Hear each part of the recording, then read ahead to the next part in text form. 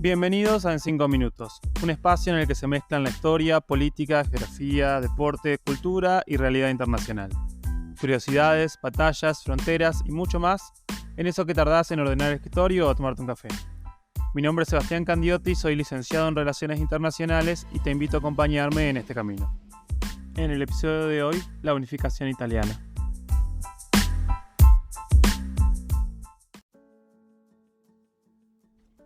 En la Europa posterior al Congreso de Viena de 1815, Italia no existía como una entidad unificada, sino que estaba fragmentada en diversos estados y dominada por potencias extranjeras. Entre los estados italianos estaba el Reino de Cerdeña, el Reino de Nápoles y el Reino de las Dos Sicilias, mientras que Austria poseía parte del norte de la actual Italia, además de controlar directamente el Reino de Lombardía-Venecia e indirectamente Parma, Módena y Toscana. El proceso de unificación fue impulsado principalmente por el Reino de Cerdeña, liderado por la Casa de Saboya, que buscaba consolidar su poder y liberar a Italia del dominio extranjero. La lucha por la unificación italiana se vio influenciada por el nacionalismo y las aspiraciones de independencia de los italianos, así como por las tensiones entre las potencias extranjeras que controlaban partes del territorio italiano. El proceso de unificación italiano puede trazarse desde las revoluciones de 1830, cuando se formó una coalición de estados revolucionarios que buscaban promover el nacionalismo italiano y luchar por la independencia de Italia. Sin embargo, a pedido del Papa Gregorio XVI, Austria intervino y aplastó la revolución. En 1848, en el contexto de las revoluciones de ese año, se luchó la primera guerra de independencia italiana, en la que el Reino de Cerdeña y voluntarios italianos lucharon contra Austria y el Reino lombardo-véneto, triunfando estos últimos. Pese al revés, el sueño del Risorgimento no desapareció, pero habría que esperar una década para la nueva oportunidad.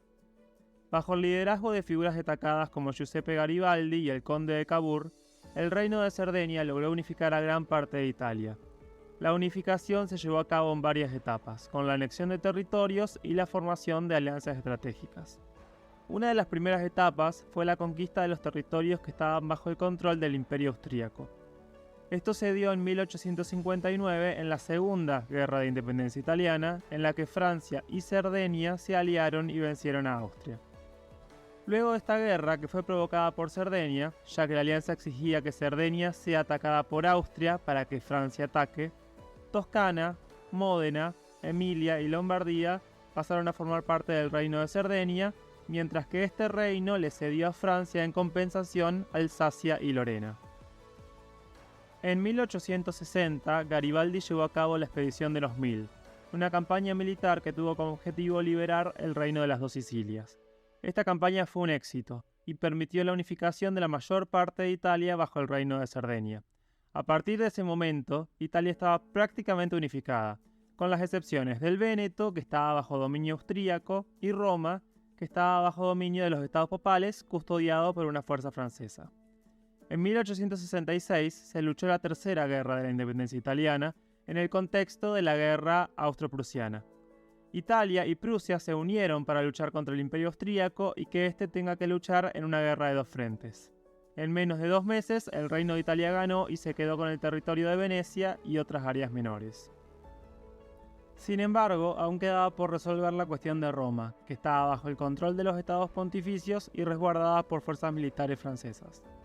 Para asegurar la unificación completa, Italia necesitaba anexar esta ciudad y hacerla su capital.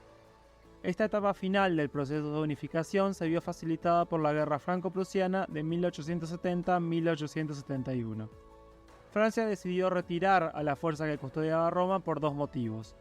Por un lado, para usarla en la guerra contra Prusia, y por otro, para alivianar las tensiones entre Francia e Italia y evitar que este país ingrese a la guerra como aliado de Prusia. La caída de Napoleón III permitió que las fuerzas italianas tomaran Roma en septiembre de 1870. Con la captura de Roma se completó el proceso de unificación italiano. El rey Víctor Manuel II de la Casa de Saboya se convirtió en el primer rey de la Italia unificada y Roma se convirtió en la capital del nuevo reino.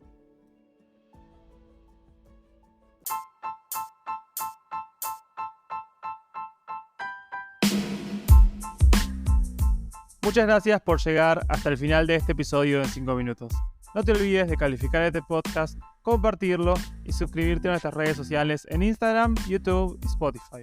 Nos encontramos en el próximo episodio.